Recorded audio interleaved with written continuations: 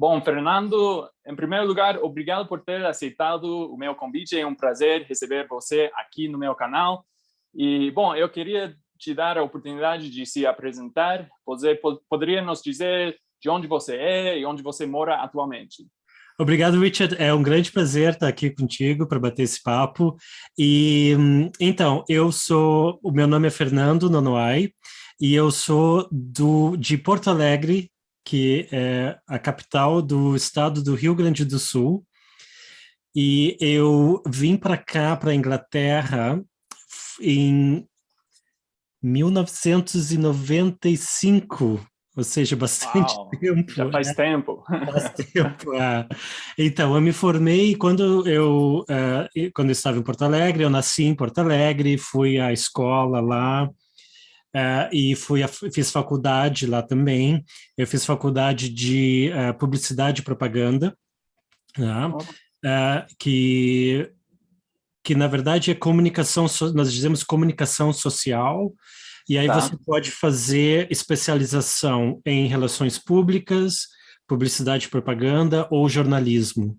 Não? tá, Então entendi. eu fiz especialidade em publicidade e propaganda. E também eu fiz um ano de artes dramáticas, né, de teatro, mas foi difícil conciliar fazer as duas faculdades ao mesmo tempo. Era um pouco difícil. Então, no final, eu só fiz um ano de artes dramáticas e terminei a faculdade de publicidade e propaganda. Durante a faculdade, eu comecei a dar aulas de inglês para alunos do primeiro e segundo grau da escola, para ajudar os alunos com os exames, né, com os testes da escola. Porque eu Tá, já falava inglês, e então eu dava aulas de reforço, né, aulas particulares. Quando eu me formei, os meus pais me deram de presente uma viagem à Inglaterra e eu vim para cá, fiz o curso na época era o Cambridge Advanced, hum, não, Proficiency. Eu fiz o Proficiency tá, Certificate, e fiz também curso de tradutor e intérprete, fiz hum, curso sim, o curso de tradutor, fiz o curso de intérprete pelo Instituto de Linguistas aqui da Inglaterra e fiz o CELTA, o Certificate of English Language Teaching to Adults, né, bom. porque a minha ideia era voltar para o Brasil e Ah, continuar dando aulas de inglês lá, né, com o Celta.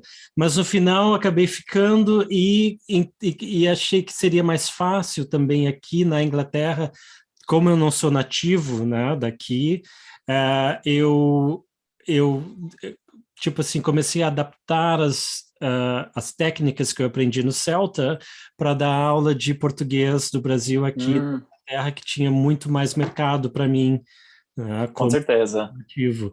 E aí comecei a dar aulas, mas sempre fiz também trabalho de intérprete, trabalho de tradução. Agora, no momento, não estou fazendo muito, estou mais focado nas aulas mesmo, né? E Tá. fiz também muito trabalho de legendagem, de fazer legendas de filmes, tradução. Uau, É, que interessante.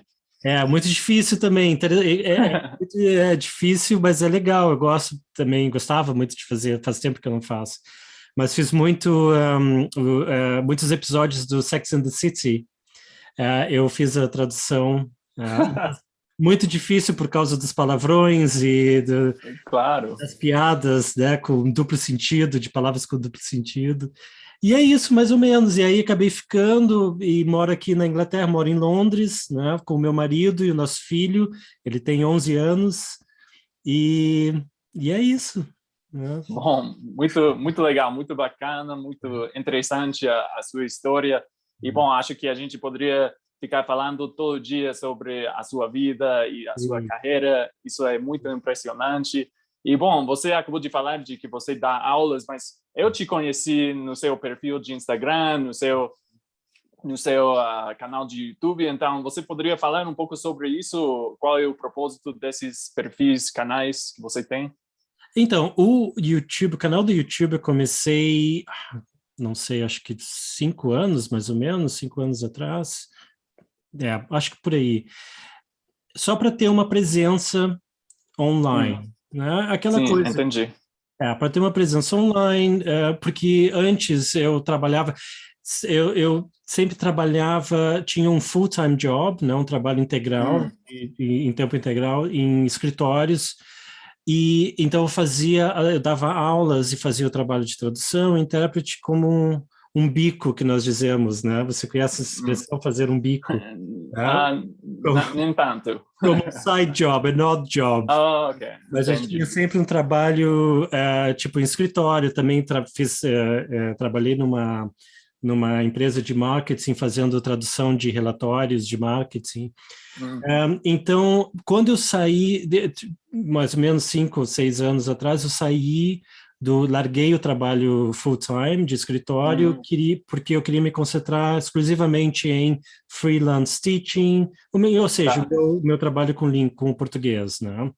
Então, é aquela coisa que você tem que ter uma presença online, as pessoas têm que te conhecer, tem que fazer pesquisa no Google para te achar, né? E comecei a gravar os vídeos do YouTube. No início, os vídeos eram horríveis, né?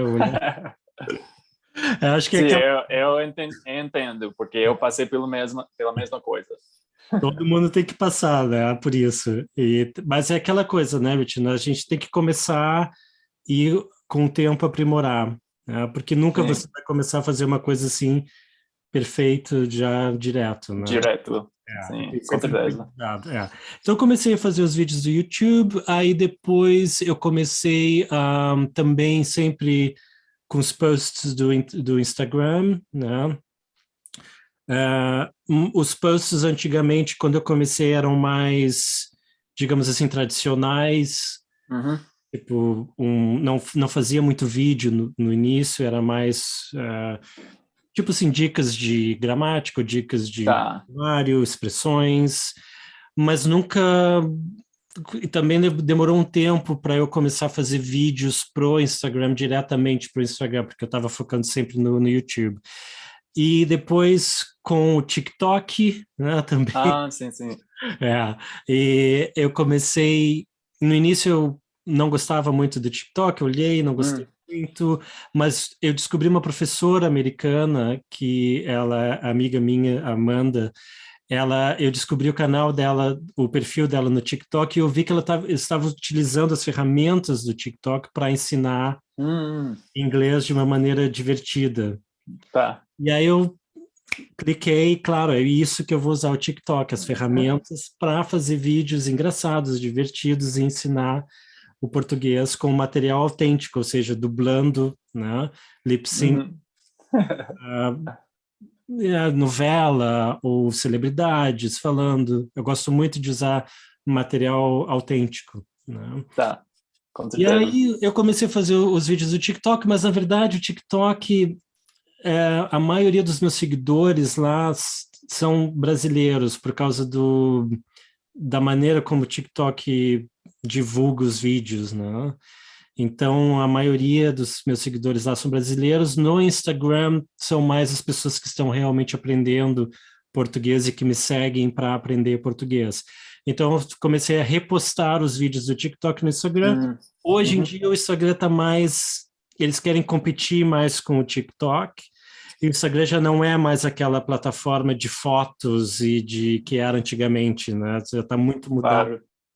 Então, são muito mais vídeo, lip syncing, várias ferramentas do TikTok já estão sendo implementadas no Instagram também, né? Com certeza. Não sei, E bom, desculpa, Victor, não sei se eu respondi a tua pergunta. não, você foi uma resposta ótima. Na verdade, você acabou de falar sobre os seus vídeos, o seu conteúdo no Instagram. E, na verdade, para ser honesto, os seus vídeos são os vídeos mais engraçados, mais divertidos que eu conheço. Eu vou dizer os mais únicos também, digamos, os mais loucos às vezes. Acabei de chegar da academia. Alguém me fala que é normal peidar na hora do agachamento? É normal, né, gente? Pelo amor de Deus. Senão eu não volto mais naquele lugar, não. Porque eu nunca vi vídeos dessa forma para aprender o português. Tipo, como você falou, dos vídeos dublados, né? Isso é muito divertido, mas também muito autêntico. E também você, no seu podcast de Forbidden Brazilian Portuguese, você fala das palavrões, que é um tema um pouco polêmico, né? As pessoas, normalmente, eu não encontro canais que falam sobre isso. Então, eu queria saber, porque eu vejo que o seu conteúdo é muito legal, muito bacana, muito divertido, mas eu queria saber se nas suas aulas que você dá, você pode ensinar dessa mesma forma? Você usa esse método do conteúdo divertido ou é mais tradicional, mais da gramática, digamos? Olha, é mais tradicional. Eu não dou aula de peruca. Isso seria bom. Normalmente, assim, eu acho que apesar dos meus vídeos serem divertidos, serem loucos, as minhas aulas mesmo, eu acredito também no valor que tem a estrutura. Eu acho que é importante a estrutura. Né? Com certeza.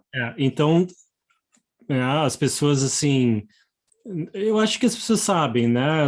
Elas não esperam que eu dê aula como os vídeos do Instagram. Acho que elas sabem, né? Que é uma coisa mais tradicional. Apesar disso, então, assim, o que eu gosto de fazer é usar um método como base. Né? Então, eu uso, por exemplo, normalmente eu uso o Nova Avenida Brasil, que é um livro, não sei se você conhece. Não conheço. E que é um livro texto, tem 3 livros. Eu gosto muito do método deles, apesar de que eu não sigo página por página, ou seja, eu uso como uma base, uma estrutura. Entendi. Mas eu também trago vários outros materiais de outros livros, uso também, às vezes eu uso um TikTok, um Reel do Instagram meu, ou de uma outra pessoa, que tem a ver com o assunto que nós estamos vendo na sala de aula. Então, eu uso como um exemplo, né, daquela linguagem. Para te dar um exemplo, tem um vídeo recentemente, um Reels, que é uma cena de uma novela, que é o Avenida Brasil. Não sei se você conhece essa novela, Avenida Brasil. Conheço, sim. Que fez muito sucesso no Brasil. Então, eu fiz uma dublagem de uma cena que a empregada diz para a patroa que ela vai dormir, eu vou dormir no seu quarto hoje. Aí a patroa diz assim, você vai dormir no meu quarto, na minha cama? Então, eu usei esse Reels para ilustrar o possessive pronouns, meu quarto, minha cama, seu quarto. Então, os pronomes possessivos. Então, eu gosto muito de utilizar materiais autênticos. O que eu gosto também de fazer, o que eu estou fazendo mais recentemente, eu estou dando como dever de casa coisas mais criativas para os alunos fazerem fora da sala de aula. Por exemplo, agora eu tento incentivar muito os meus alunos a abrirem uma conta no Instagram de prática. Então, ou seja, não a conta pessoal deles, mas você pode adicionar uma conta, né? Uma conta de prática de português. Então, eles podem ou deixar aberto a todo mundo, né, público, ou elas podem deixar fechada a conta e elas me convidam, dizem, olha, Fernando, abri uma conta aqui, essa aqui. Aí eu vou lá e sigo, e às vezes eles convidam alguns amigos, né, ou família só. Mas então eu dou de dever de casa fazer um vídeo, por exemplo, pode ser coisas comuns, assim, eu recentemente ensinei, por exemplo, os números a uma aluna, e o dever de casa é ela fazer um vídeo para colocar no Instagram dela em alguma situação em que ela precisaria usar os números. Que legal. E ela fez um vídeo muito legal, ela contou quantos batons ela tinha. Ela tem uma coleção de batom e ela contou de 1 a 33, ela tem muitos batons, né? Então ela contou e foi muito legal, né? Então, assim, para as pessoas quebrarem um pouco assim o medo também de se expor, de falar mesmo, porque às vezes os estudantes, né, têm aquela aula, absorvem todo aquele conteúdo, mas não utilizam. Prática. não praticam, né? Então, essa é uma maneira, né, de usar. Às vezes eu faço, eu peço para eles usarem, eu tenho vários Reels no Instagram que você pode fazer um remix, você pode fazer um diálogo comigo. Né? Sim, sim, sim. Então, eu tenho Já vi. vários de pronúncia, que as pessoas podem praticar pronúncia. Então, eu sempre tento fazer uma coisa mais interessante como tema de caso, mais divertida como tema de casa. Na aula, eu acredito numa coisa mais estruturada, mais tradicional, porque eu acho que é importante também. Sim, eu concordo, eu entendo. Você está dizendo que na aula você tem uma estrutura, mas ainda você está usando conteúdo autêntico e você usa... Porque, por exemplo, as redes sociais, normalmente a gente faz isso para relaxar um pouco, né? Para se distrair um pouco, e por isso é bom ter um vídeo curtinho, um vídeo divertido, mas na aula é mais se focar no aprendizado, mas eu acho que essa combinação, essa junção é muito legal que você está fazendo, Obrigado. muito bacana. E bom, mudando o tema um pouco, porque você falou que já faz um tempinho, né, que você mora fora do Brasil. Então, eu queria saber se no início, como foi essa experiência? Se você passou por um perrengue, se você teve algum choque cultural, e se você ainda sente saudade do Brasil? Assim, eu não sei se você conhece o Brasil, você já esteve no Brasil? Ainda não, nunca estive. Mas eu conheço Porto Alegre, onde fica, e um pouco da história, da cultura. Então, assim, dentro do Brasil, a região sul é considerada, assim, um pouco mais, digamos, europeia, ou que não se encaixa muito no estereótipo do Brasil. Pelos imigrantes e toda essa história, né? Exatamente, os imigrantes europeus, né? Então, assim, e também o Sul, em termos de clima, não é aquela coisa de que as pessoas imaginam praia, sol. Claro que tem também, mas as estações do ano são mais bem divididas, né? Você tem no norte do Brasil faz calor o ano todo, no sul, durante o inverno, faz bastante frio, até neva. As pessoas, tem muita gente que não sabe sim. que no sul do Brasil às vezes neva. Não é muito comum, mas acontece também, né? Mas também é um lugar muito turístico, né? Muito belo. A gente viaja para o sul do Brasil, né? Principalmente a Serra Gaúcha é muito conhecida por ter um clima muito europeu, né? O estilo das casas são muito germânicos, o estilo germânico, tem muitas casas italianas, muitos restaurantes italianos, alemão. Mas, então, o que eu queria dizer com tudo isso é que, para mim, assim, não foi um choque tão grande, por exemplo, em relação ao clima, né? Porque nós, no Sul, nós já estamos um pouco acostumados com o frio também. Claro. Né? Então, isso não foi um choque tão grande.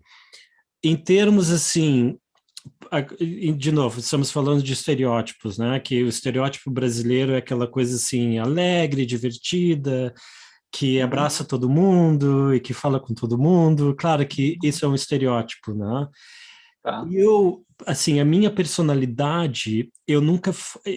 Você... Assim, é um contraste com os vídeos. Você vê os vídeos, você acha que eu sou assim, uma pessoa louca, tudo. Na verdade, eu sou bastante tímido, eu sou uma pessoa reservada. Né? Então, para mim, não teve um choque tão grande nesse sentido também de como as pessoas se relacionam, né? Porque no sul do Brasil as pessoas tendem a ser mais reservadas também. Né? Não é aquele... Não sabia. Então, mas isso, claro, é também uma questão de personalidade, né? Eu sempre assim, tentei aqui quando eu me mudei para cá, eu nunca fui daquelas pessoas que procuravam outros brasileiros para conviver, né? Só sair com brasileiros. Não, já tenho vários amigos brasileiros, já tive vários amigos brasileiros aqui em Londres também, mas nunca foi um pré-requisito para eu ser amigo da pessoa. Claro. Para mim, a amizade é baseada em coisas em comum que vocês têm, independentemente da nacionalidade. Né? Sim, Então, eu sempre fiz amigos de vários países. Né? Aqui em Londres tem uma diversidade muito grande de nacionalidades, né? imagino. Então, eu sempre tive amigos de várias partes do mundo, sempre até de uma maneira consciente, assim, né? Nunca tive essa necessidade. Eu acredito que muitos brasileiros têm essa necessidade, porque sentem muita falta também. Eu acho que isso é comum, né? Eu Uhum. não estou de uma maneira nenhuma julgando, né, ninguém, mas eu acho que isso muitos brasileiros sentem muita falta e também o fato de que eu já falava inglês quando eu vim para cá ajuda muito a integração na sociedade, né? Com Então, certeza. muito. Porque muitos brasileiros vêm para cá sem falar inglês, e aí, é claro, mesmo não querendo, acabam ficando na comunidade brasileira por causa da língua, né? E quando trabalham, o inglês que você precisa no trabalho não é, de repente sabem assim o básico, né, de trabalhar, o vocabulário que eles precisam para o trabalho. Mas fora disso, então, eu acho que ajudou muito o fato de que eu já falava inglês, apesar de que quando eu vim para cá eu tinha um sotaque muito forte americano, né? Tá. E agora já perdi o sotaque americano, já tenho o sotaque mais britânico, né? Sim, sim, com certeza. E falemos um pouco sobre esse assunto que você acabou de mencionar, sobre o sotaque, porque